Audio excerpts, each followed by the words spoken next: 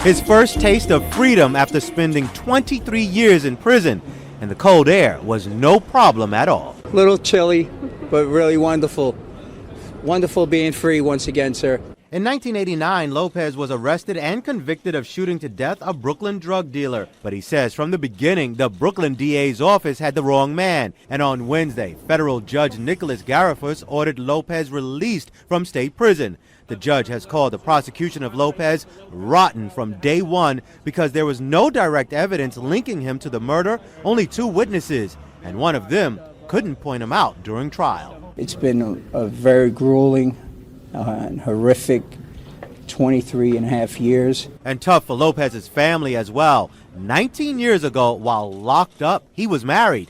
He met his wife through a friend. Never seen him in the street. Now that has come. Now it has come. It's the happiest day of my life. He's a good man. He deserves to come home. Tears of joy. I'm real grateful to know that all had happened. I've been carrying this burden for 23 years. Lopez received support from the Jeffrey Deskovic Foundation for Justice. It helps people wrongfully incarcerated. But Lopez's case is not over. Although Judge Garifas slammed prosecutors as well as the state judge in the original case, the defense lawyer and jurors for mishandling the trial, the Brooklyn DA's office says Lopez is guilty. It plans to appeal the judge's decision and retry the case if necessary. With no evidence, and they still to this moment continue to persist. But for now, the 54-year-old is getting acquainted with modern technology, speaking on a cell phone for the first time, and hopefully he'll get a lot of good use out of it. His first Metro card. But how long will he be free to ride the subway? What's up, everybody? How y'all doing? I want to say what's up to you guys. I hope y'all had a great weekend. I had a great weekend myself. I had a full weekend. Like I said, hey, we've been out there definitely putting that word out, going to different rallies, and we're going to talk about it. Today's title of the show, I've Been Falsely Accused, Part 6. Now, the reason why, I know y'all might be thinking, wow, but you just did a show like that, in the, beginning of this month, but we brung it back for a special purpose. This weekend, me and Mr. Jeffrey Deskovic, we was hanging together, and we definitely went to this rally for Kirstin Lobato. You know what I'm saying? We definitely went to go do that for her. Does innocence matter? And, I definitely want y'all to go to this website, Justice and the number 4 for Kirstin. .com. Go to that, definitely. So let me do this real quick. I want to bring in Mr. Jeffrey Deskovic. How you doing today, sir? Hey, how you doing, Cogee? What's up, Jeff? I'm good, man. I'm good. I wish I was still out in Vegas, hanging out with you and Jay and doing our thing advocacy-wise and, also just a little socializing on the side. But, the battle of wrongful convictions must continue. Hence, I have to come back to New York to do some things, and you're continuing on your end with the show. That's right. You're definitely right. I want to bring you in because I want to ask you this question. Can you speak a little bit about, why you came into the movement? You know what I'm saying? You was here this weekend. You was definitely speaking for Kirstin, Lobato. And like I said, you said some great things, and you made great points. And I really want you to talk about why we brought this show back today, me and you, and why do we feel that this show was special? Oh, it's special because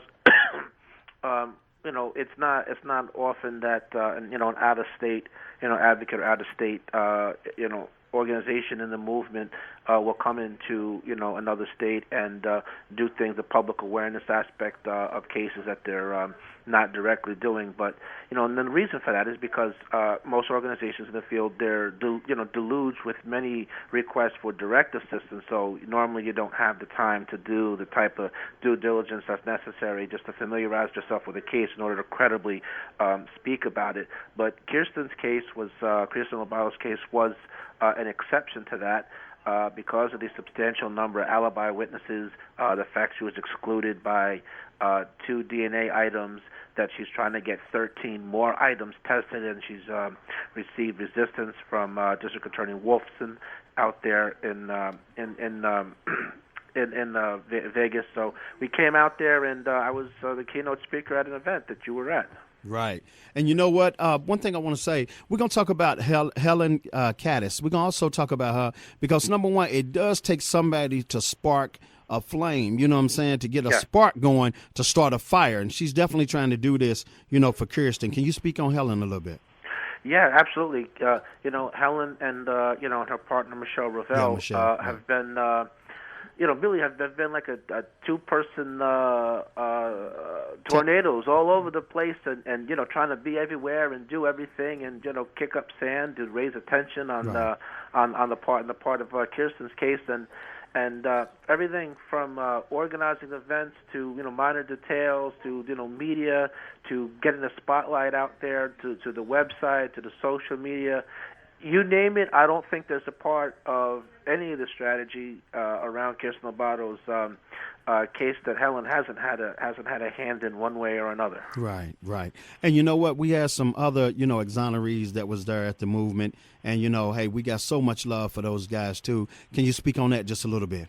Yeah, Jason Percal was there, who spent 22 months wrongfully incarcerated in Nicaragua. Good guy. And he came out to participate in the event on the 16th, which was a speaking engagement, in which we got a pretty good turnout of motivated people from the Las Vegas area who were willing to come out and learn about this wrongful conviction case. Right. And then we had the press conference the next day, and Jason was there willing to lend his support to those efforts. So, that's right. Speaking of which, I just wanted to share with everybody that there's a boatload of photographs that were taken, both by personnel that work with you, Cogee, as well as Helen, people working with her, and those photographs of both events, as well as numerous radio interviews and other videos that were taken out there, will be uploaded in the coming weeks, both to my personal profile on Facebook, but also on your Conversations with Cogee website, social media on behalf of Kirstin Lobato on those websites. So people that are tuning in that maybe didn't get a chance to come out themselves will have a chance to see the visuals of our work. Oh yeah, definitely, and your new commercials will be coming through too. And definitely, man, we're trying to put that out there, man, to show people that there really is justice, and it ain't just us. That's what me and you trying to do, Jeffrey. Definitely, and even this weekend we was out networking and still, pushing the envelope, even on our own downtime. You know what I'm saying? How important is that, Jeffrey? To always try to throw that in a conversation, when you can, with somebody, to just put something on their mind and bring more people to the rally.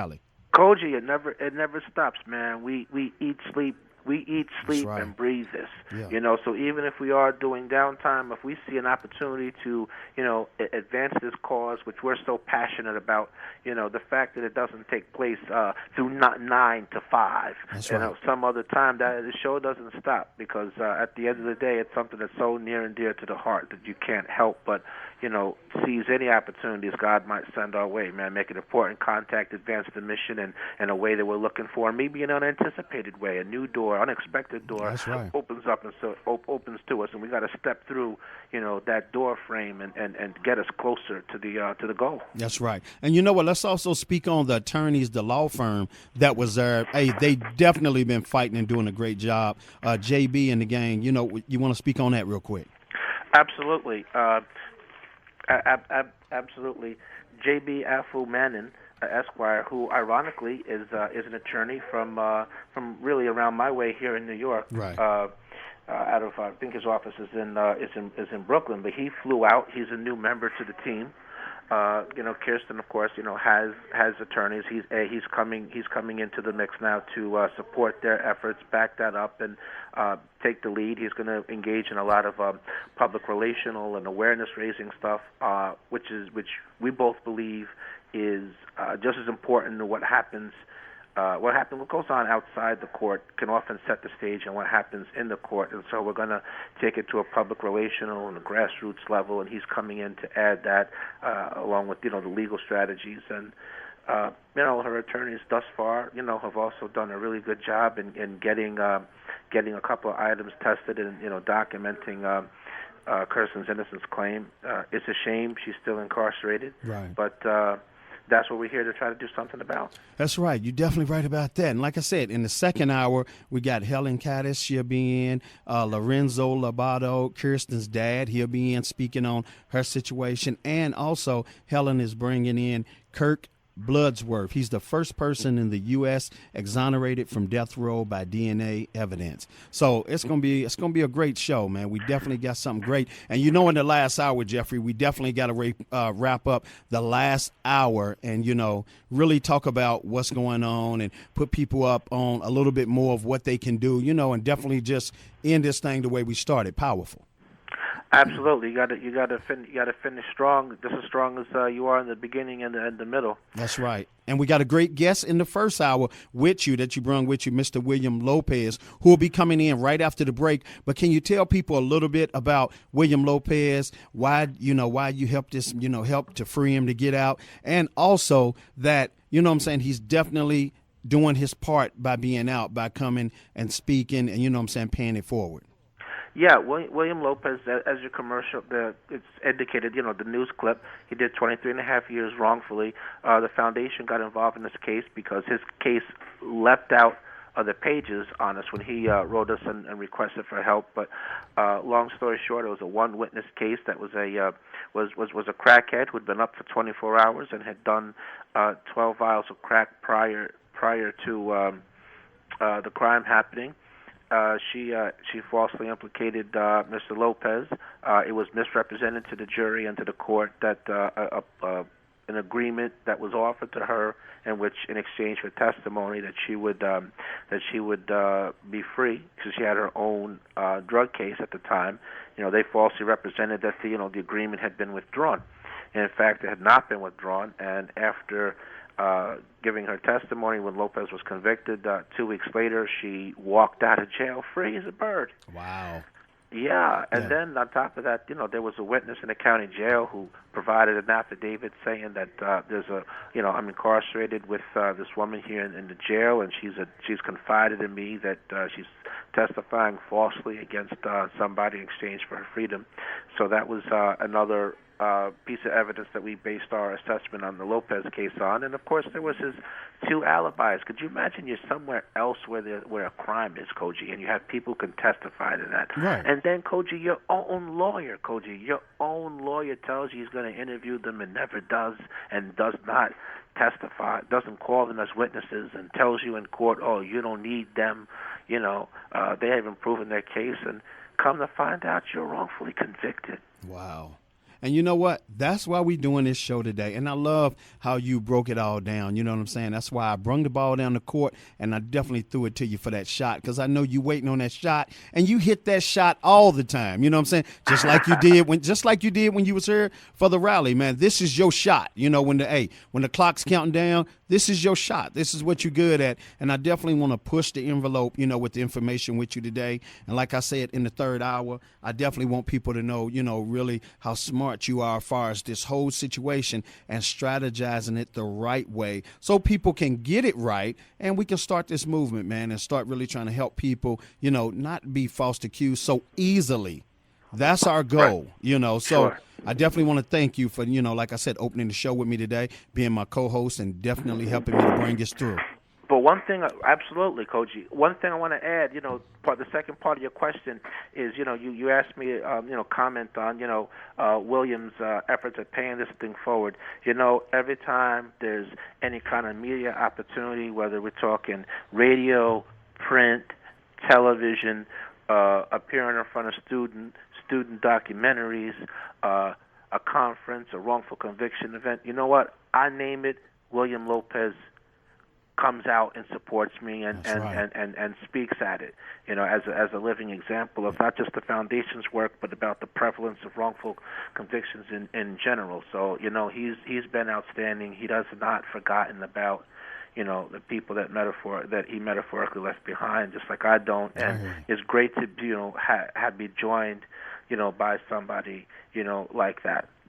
Okay, there it is. I mean, he's definitely doing his part, and I can't wait. After the break, we're going to get him in. I can't wait to talk to him. Like I said, hey, he's full of love, he's full of joy, he ain't bitter, and he's ready to do his part, and that's what it's about. Staying focused, clear head, and ready to do your part. That's what we bring in today, everybody. So, hey, you tuned in to Conversations with Cogee. Hey, this is I've Been Falsely Accused Part 6. My co-host today, Mr. Jeffrey Deskovic. We definitely ready to bring it strong. Get y'all's pen and paper.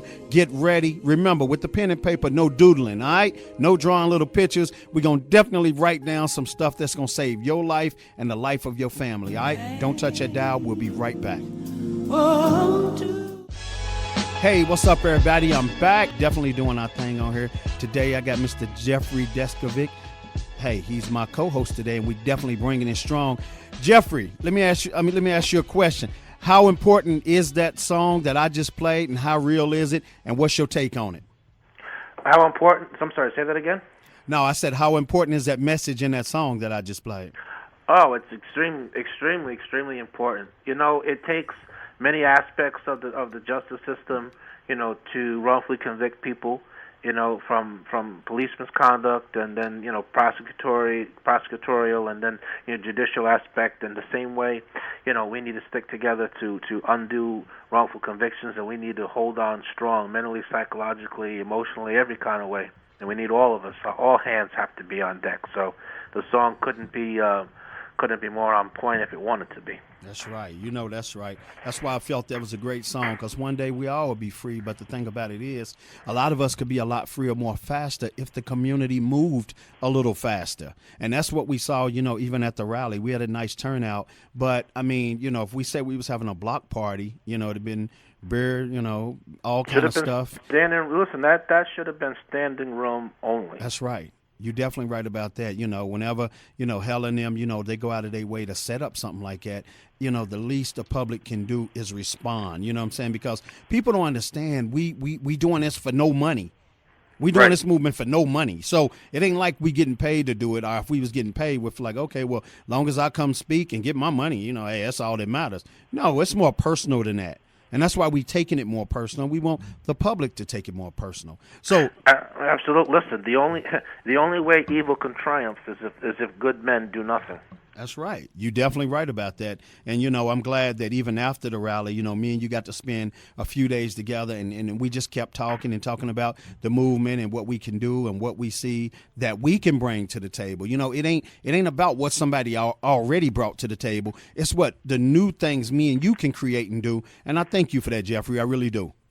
Absolutely, Cogee. Well, I thank you also, man. I think that, you know, clearly together, you know, we're much greater than the sum total of our parts. And if you were to just do your thing on your own, and I was just to do my thing on my own, it's not as great as if we're working together. That's right. You're definitely right about that. So, Jeffrey, you're my co-host today. You want to bring in Mr. William Lopez, give the audience a little synopsis on him, and then let's bring him in and let's go ahead and get this thing going.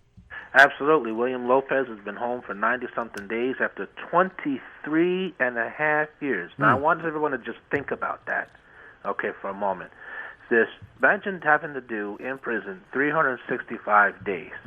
That's big, right, by itself. Forget about we're going to call 1 year with just, you know, think of the number one. No, it's 365 days.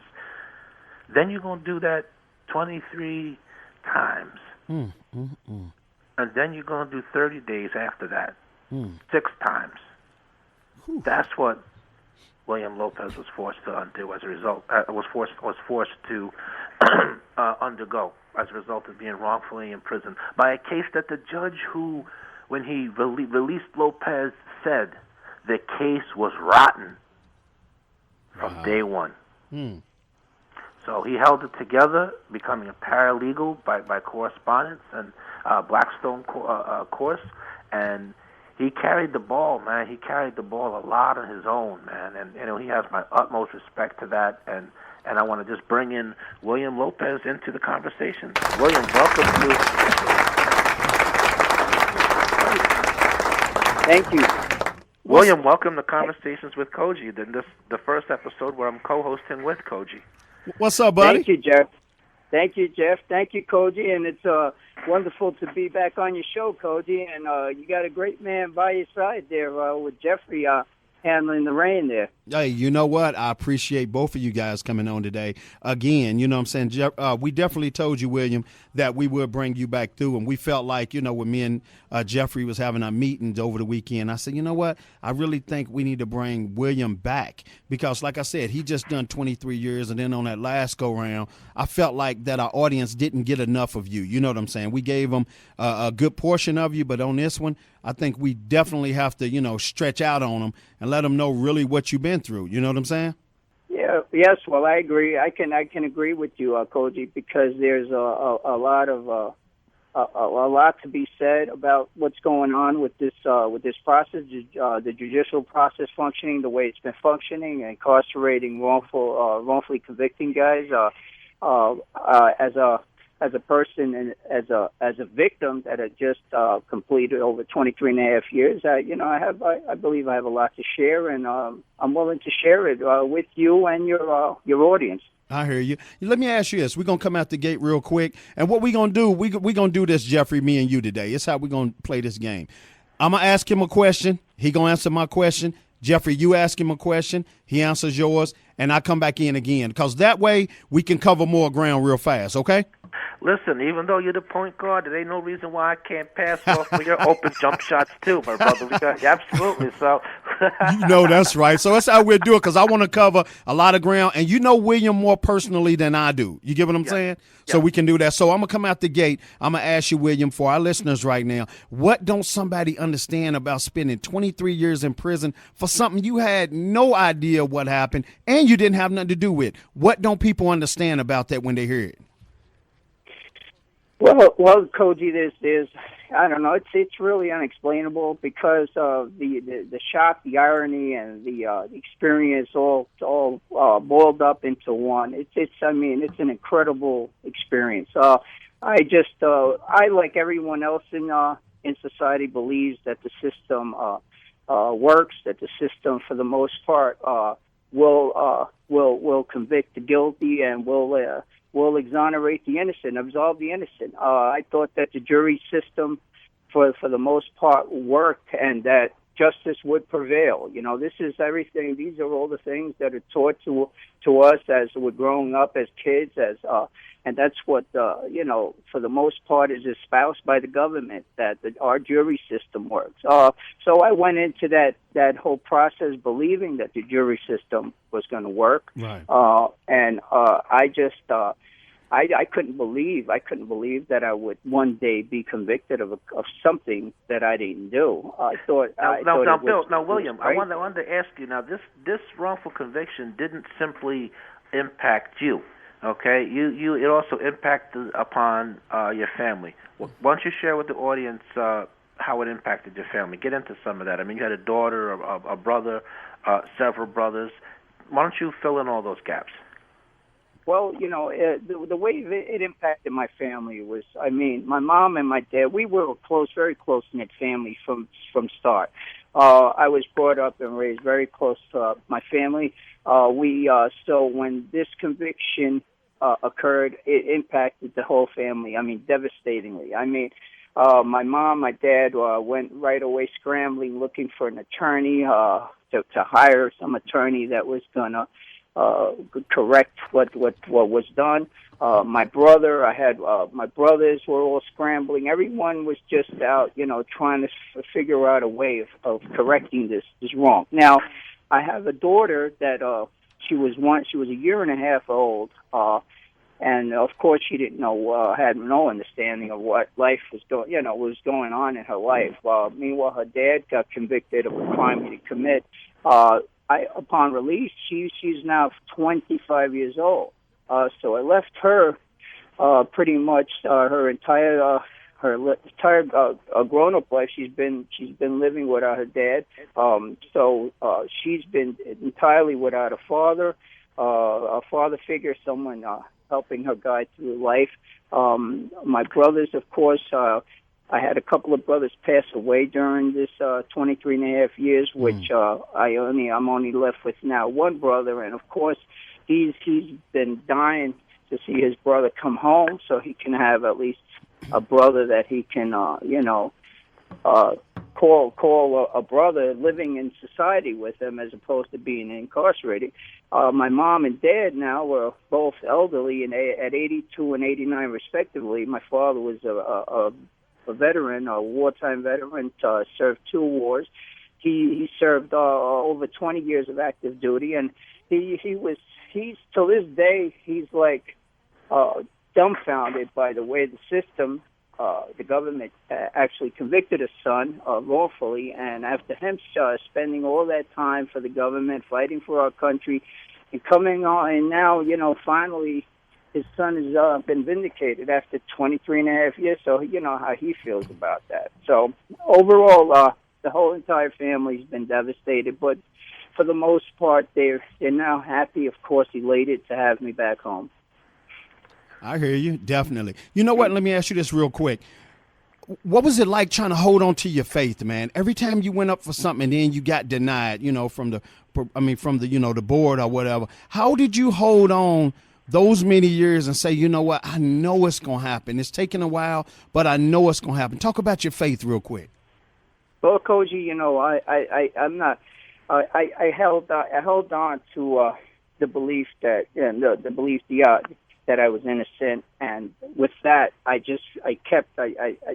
kept me pretty much focused, knowing and understanding that I was innocent. Number one, knowing that I had to start learning the law and spending a lot of time in the law library, trying to at least learn the law and at least assist attorneys and my representatives in what routes to take and how to move forward with this. That basically in itself kept me going. Just understanding, knowing that I was innocent, and knowing that one day I was going to correct this if I dedicated myself. Spent a lot of time, just learned the law. You have to learn the law. That's in right. a situation like this. You can't sit back idle, and you can't just sit back watching television or playing basketball in a yard. You gotta get yourself in and put the footwork in the law library and learn that stuff very well. I hear you, man. Now let's do this. Let me go to a phone call, and Jeffrey, when we come back, it's on you. You got the next question. Okay. All right. Conversations with Cogee. How you doing today? Hey, what's up, Cogee? Alan, man, how you doing today? I am blessed, man. I am blessed. All the way from the ATL. Yes, sir. Oh, yeah. So what you think about our guest on here today, Mr. William Lopez? Hey, you are a strong person, because if I would have been in jail and for something I didn't do, I don't know what I would have done. I don't know what I would have done. I would have lost my mind. Well, but see, the thing about it, like even from my own experience, doing the 16 years in prison before I was cleared, I didn't have the luxury of losing my mind, because I knew that nobody I already knew was coming to my rescue. So that meant I was going to have to go out and recruit somebody who I didn't know. And so to do that, I had to keep my mind together. I heard that. Man, that was a great comeback, what you said, William. That's real. You know what? Like you said, for a lot of people out there, you heard what he said. When you go in, when you're doing it, half of these young people don't understand this, Jeffrey, and we talked about this, me and you. When they going out and they doing these kind of crimes, they don't understand that half of the low income, housing that they in, their parents don't have money to fight big cases. So you gonna have to ride it out. And I think a lot of young people don't understand that now. You can answer the question better. You can answer this question better than me, Jeffrey. Can you finish it up? Yeah, it's like you said, the difference between the type of representation you can get, if you're politically connected and or you're wealthy versus, what most of us can afford. I mean, the quality is like night and day, because we can't afford nothing. So that means we're going to work with a legal aid lawyer who's often has way too many cases to go, who's way too friendly with the DA and the judges. They go out and play golf and, have a beer every other week, if not more often. So, they ain't going to want to go against they ain't going to go but so far and want to step on toes. It's not an equal playing field between the district attorney's office and the public defender's office. I mean, the DA has almost unlimited resources and experts and many lawyers and investigators to help them on a case. Public defender has very limited financial resources, very limited people to help them, and so you just get overrun. And that's to say nothing about the lawyers that's still in place, who are burned out, basically whose heart's not in it no more, but they just there for a paycheck because they can't, they got to keep making their bills, pay their bills. So the end result of it is you run a pretty high risk of being wrongfully convicted in a scenario like that. That's right. You're definitely right about that. So what we going to do, Alan, man, just hold on for a minute and go ahead, Jeffrey, ask him your question. Let's keep it moving. Yeah. William, you went in 23 and a half years ago. What are the technological new things that you've had to learn how to do that simply did not exist at the time of your wrongful conviction? Yes, Jeff. Well, to start off with the subway system, so we had tokens back then and back in 1989, which today I found fascinating when everyone's just running right through a store turnstile with a card, and so you got the Metro cards, which is it's fascinating to see that because you got so many thousands of people just racing through these subway stations and running right through with these cards. You got your cell phones, which we didn't have cell phones in '89. I had beepers back then, and now we have cell phones, which you got people running around all day long on their phone. I mean, it doesn't matter where they are. Nothing stops. Everything is just, the day is just going forward, whether you're in the house, out the house, walking out the house, walking onto a subway. It's incredible. How about the internet? Was the internet around? Yes, the internet. The people are Googling. Now I got the term Googling down, where you can just type in this Google, type in whatever you want, and it can just basically it'll turn up right on the computer. You can turn up whatever information you want. It's really fast. That's incredible too, because you can just about you can type in just a place you want to go to, and it'll tell you just about how to get there. I mean, it's incredible. Don't let them pop-ups detour you. No. I know. The navigation Don't let them pop-ups take you in a different direction, William. Two or three different ways of getting there. That's right. Yeah, that's crazy. It's really funny, and it talks to you and everything. It's wild. Hey, them pop-ups talk to you too now, so watch yourself, all right?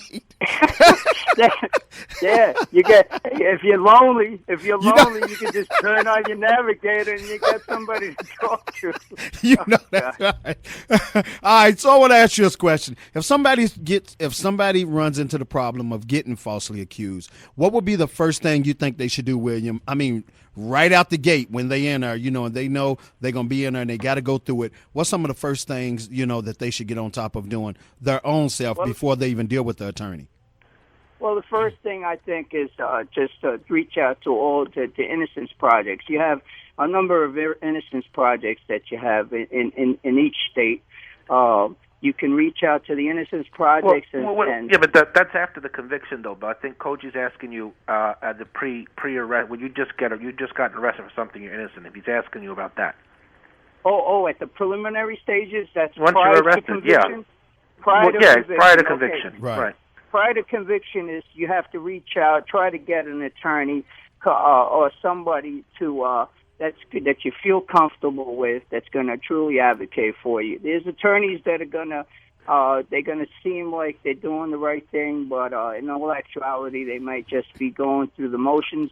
You have to make sure you get a good feel for an attorney. If you have an attorney working with you, make sure you got a good feel for him, because they for the most part they might just represent you just basically to just to get the case through and with no real interest in trying to absolve you.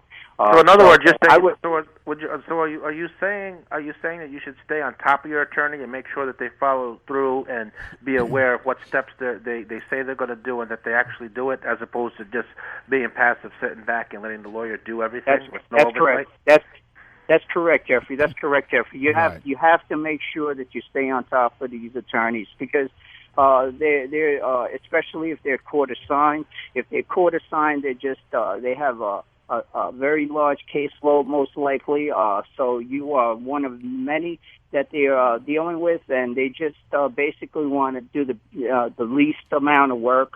So you have to make sure that you stay on top of them. Go to the law library, dedicate yourself to that place, make it your second home, because it's very, very important that you do that and try to pick up as much you can. Okay. Now, while you're in the county, while you're in the county jail, before you get bailed out, once you've been arrested for something you didn't do, would you recommend talking about your case to the other prisoners there, just trying to get some kind of sympathetic ears and getting their thoughts on the situation? Absolutely not. Absolutely not. You don't befriend. Try to be careful in who you want to befriend in a prison setting, because there's a lot of people that can actually turn around and try to use your case to try to help themselves out in their case. So, in other words, try to keep that private. But how would they use your case to their benefit specifically? I know what you're getting at, but I wanted to hear the answer from you. Okay, people in prison. They had years ago. They had. But we're in the county jail though. We're not in prison. We're in the county jail. We're in the county jail. After arrest, before conviction. Yeah. Prior to conviction, you have a lot of guys in there that are trying to gain some type of advantage with their cases. So what happens is they're in there getting information from other cases, so they can maybe offer this to the district attorneys that are representing those cases, and they try to get a deal. They can work deals out for their cases, their existing cases, and use you as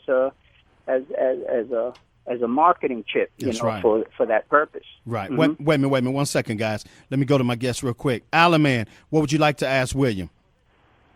I just want to ask, since you've been out, what has the judicial system done for you as far as like getting you work or just helping you to where you can help yourself? Actually, just kind of blend in with today's society. Have they offered anything or done anything for you? That's a good question. And there's absolutely not. The government right now, they're in a situation where they don't have any form of assistance for exonerated individuals. In other words, if a person is freed today, there's no outreach. There's no supports, no type of support organizations, or no one actually other than the Jeffrey Deskovic Foundation. He's one of the very few that have stepped forward in trying to support and help innocent people get their lives, restore their lives, and helping them with housing and housing needs and any type of other support systems. He's there. He's probably the only one right now in existence, and that's a very important, very important fact that you just raised. But most people think though, once you've been released following a wrongful conviction, that means the government, you're going to get a lawsuit, and the government, you're going to, receive quite a bit of money right away, since the court system already acknowledged that they were wrong, that you're going to get your compensation right away. Is that true? Well, that's a misconception. Because naturally, just like the system takes years and years to exonerate. It takes years and years to help exonerate yourself. It takes years and years to get compensated. You have guys that are coming out of prison and having to file compensation cases, which can drag on from either 2 to 6 or 7 years easily before you could even see anything like that. So, depending on money being compensated from the state, that's like something you just got to shelf and work at as you're actually finding employment and trying to seek out help, other help, to pay your rent and being able to restore your life again. Okay, Jeffrey, it's on you. William, there's really an amazing human interest story here. You met your wife while you were incarcerated. How did you meet her, and how long did she hang out with you?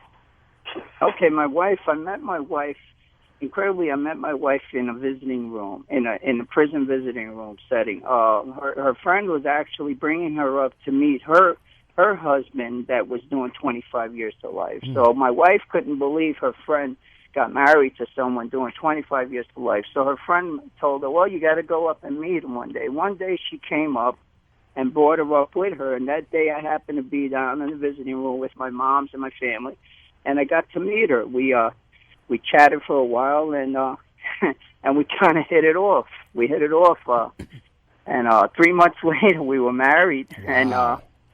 And actually she hung out with me for 20 years. Man, that was a blessing. I mean, for real. Yes. Because a lot of exonerees that come through my show, man, they got left behind. You know what I'm saying? And still have problems meeting up with somebody. That was definitely a good answer and a good question, Jeffrey. Definitely. Thank you. Yeah, definitely. You know what, William, let me ask you this. How important is it when you got that? I'm a piggyback off Jeffrey right now. How important is it when you got that outside support that helps you hold on and, you know what I'm saying, help you see things a lot clearer now because you're not by yourself? Well, Cogee, it's very, very important to have support, outside support. That's one of the things that may help maintain my sanity, as well as my focus and on what I had to do. You need the support. You need, of course, a woman. If you can get a girlfriend or a wife, naturally that will help you maintain some type of association with someone. So you have the companionship component. You have that's necessary in our lives. We all need that companion. It's very crucial and important to maintain some type of stability and sanity, especially while confined in the confines of a prison setting, where most guys are just they're there just wondering what's going to happen next. When are they going to get their next commissary, someone who's going to send them a few dollars to buy a few items from commissary, or how are they going to get a few dollars to pay their postage for hello? Are we there? Yeah, we're on it. Yeah. Well, listen, okay. Bill, you just mentioned some of the financial aspects, but how important is just having outside contact, whether that's in the form of a letter, a phone call, or a visit? Tying that into your point about your and life. wait a minute, we got to answer it real quick. We're down to 5 minutes. Go ahead, William. Okay, it's very extremely vital. You need, in me, speaking in the eye, I used it substantially to assist me in my support efforts, because it helped me keep focus, and knowing that I had people by my corner gave me that added support. So I was like, wow, I'm going to make this through. I got people supporting me, so it's very, very critical. That's right. And when it comes to other exonerees, I'm going to move fast. When it comes to other exonerees, how important is it to pay it forward, Jeffrey? William. I'm sorry, William. When it comes to other exonerees, excuse me? Yeah, when other exonerees, when they get out, how important is it to pay it forward and help the next person? Listen, right now I came right out of the chute, right out of a stall in a raceway. I met Jeff, and I stayed with him side by side, and I'm riding alongside him all the way through this thing, because I think it's mandatory. It's mandatory that guys, that once they're exonerated, they make it out. They can stick it out and try to assist those like Jeff, myself, you, and other advocates to try to keep this thing going, because this movement, it's not enough with just a handful. We need as many people as we can. It's not, it's a very tough hurdle, a very tough situation to correct, and we need all the support that we can get. That's right. I hear you. Real quick, Jeffrey, we're down to 3 minutes. You can ask him something real quick, and William, answer it real quick, and we'll keep moving. Mm-hmm. Bill, I was with you in Macy's. They released you with your prison uniform out the court, from everything, coat, shirt, pants, to prison boots. I went with you to Macy's as you put on clothes, and I could see the transformation in your eyes, and how you could see the inner feeling, be manifest on your face as you took off the old clothes and put on the new clothes. What was it like emotionally when you did that? Wow, Jeff, that was one of my biggest moments, my biggest transitioning moments. Being able to have you there have somebody there to support me, and especially in taking me shopping, being able to buy some new garments, and being able to take off those prison garments and just trash them, man. Take them all. That's all I wanted. It's all I wanted to do for many years, is to just take that stuff and throw it in the garbage where it belongs. You should have set it on right fire. Where it belongs. And Jeffrey, no, we couldn't set it on fire. I would have set it on fire. I would have been. We would have. Yo, they would have turned around and brought him back into another facility to say he saved. No, but it was awesome. It was awesome. Let me tell you, just being able to get rid of that clothes, those greens and those grays, and just trash them, and being able to put on some new stuff with new colors, gray, orange, black, all of those wonderful colors that we were always denied because you can't have them in a prison setting. I hear you. But Definitely. it was great. It was great. I hear you. Well, what I want you to do, you just hold on for a minute. We're going to cross over into the second hour, and I'll break you out of the second hour, all right? All right. Okay, all right, Coach. just a second. Thank you. So to all my listeners right now, hey, y'all tuned in. I do appreciate it, definitely. I hope y'all taking this information and y'all growing from it, and y'all definitely writing it down. We're going into the second hour, and like I said, this is I've Been Falsely Accused, Part 6. My co-host today is Mr. Jeffrey Deskovic. You are doing a great job, sir. Cogee, as are you. Cogee, just you giving back, man, just on an incredible level, man. It's Okay. God bless you, man. Thank you, man. So everybody stay tuned in, and me and Jeffrey going to finish taking y'all on this ride when we come back in for the second hour. Much love, guys.